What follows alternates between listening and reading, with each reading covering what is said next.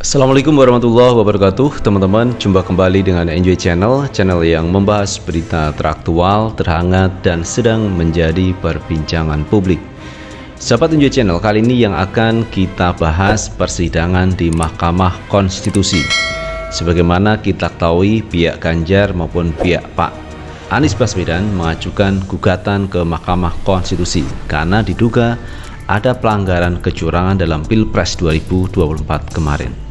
Dan beliau-beliau punya bukti kuat terkait kecurangan itu, makanya berani mengajukan gugatan ke Mahkamah Konstitusi. Apalagi kalau kita lihat di pihak Ganjar ada mantan Ketua MK juga, Pak Mahfud MD. Nah, ini juga ada di pihak Ganjar Pranowo. Demikian juga di Pak Anies Baswedan ada mantan Ketua MK yang juga pernah dulu menjadi politisi di PBB. Ini ada di barisan Pak Anies Baswedan. Dan pihak Pak Anies Baswedan ini menyinggung Jokowi perannya dalam Pilpres 2024 kemarin. Disinyalir Pak Jokowi tidak netral dalam Pilpres 2024. Nah teman, untuk lebih jelasnya coba kita lihat statement yang disampaikan oleh pihak Pak Anies Baswedan.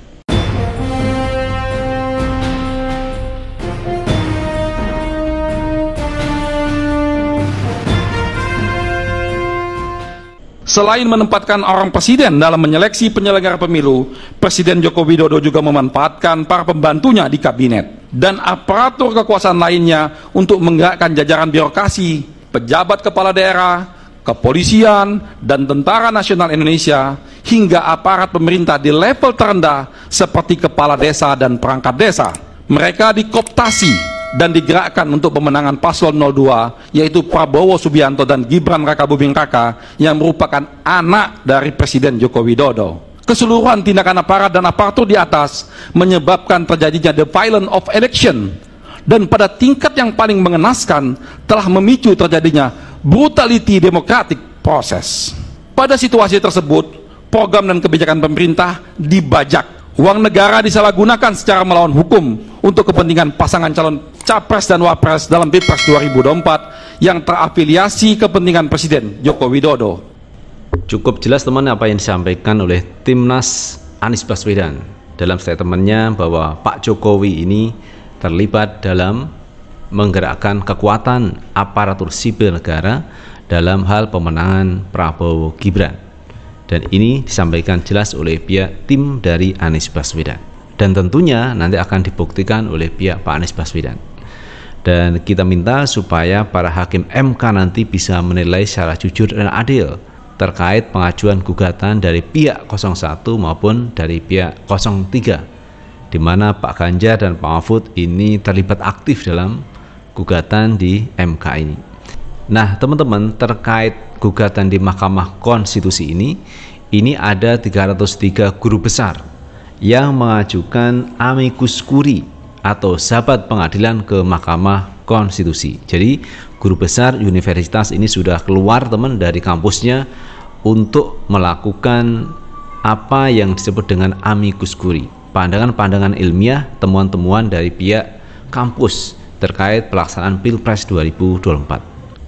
Apa yang dilakukan oleh guru besar, dosen, mahasiswa yang kemarin turun ke jalan, mestinya ini diakomodir oleh pihak Mahkamah Konstitusi untuk memberikan keputusan akhir nanti mengenai gugatan di Mahkamah Konstitusi yang dilakukan oleh pihak 01 maupun 03. Nah teman-teman, untuk lebih jelasnya coba kita tonton video yang satu ini.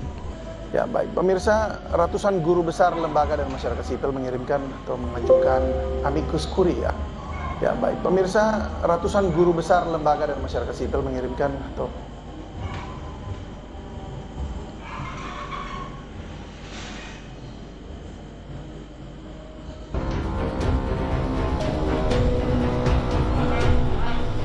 Lebih dari 300 guru besar, lembaga, dan masyarakat sipil mengajukan amicus curiae atau sahabat pengadilan ke Mahkamah Konstitusi terkait perkara perselisihan hasil pemilu 2024. Dokumen amicus curiae berisi hasil kajian serta pandangan ilmiah mengenai putusan MK nomor 90 yang meloloskan Gibran Rakabuming Raka sebagai cawapres. Dokumen kajian ilmiah ini diberikan kepada 8 hakim konstitusi kecuali paman Gibran, Anwar Usman.